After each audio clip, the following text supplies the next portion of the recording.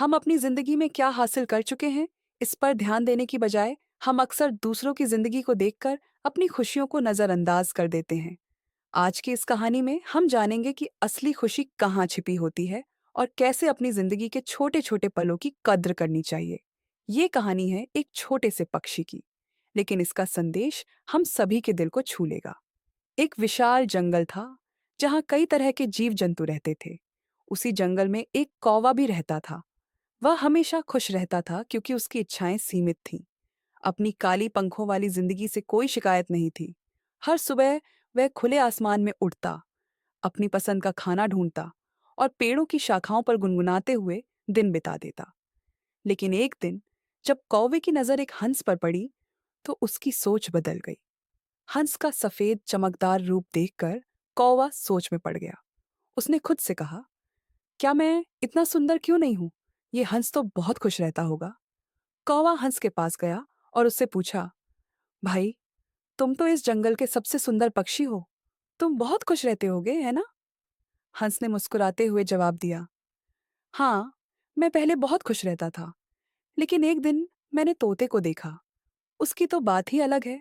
मेरे पास तो सिर्फ सफेद रंग है, लेकिन उसके शरीर पर हरे और लाल जैसे दो सुंदर रंग हैं। मुझे लगता है कि वह मुझसे ज्यादा सुंदर है और निश्चित ही मुझसे ज्यादा खुश भी।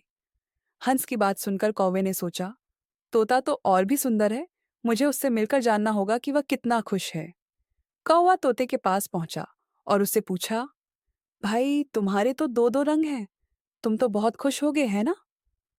तोते ने गहरी सांस लेते हुए कहा, मैं खुश था, लेकिन जब मैंने मोर को देखा तब से मैं अपनी खुशी भूल गया। मेरे पास केवल दो रंग हैं, लेकिन मोर के पास तो अनगिनत रंग हैं। उसकी सुंदरता का कोई मुकाबला नहीं। वह दुनिया का सबसे सुंदर पक्षी है। अब कौवे के मन में मोर को देखने की जिज्ञासा बढ़ गई।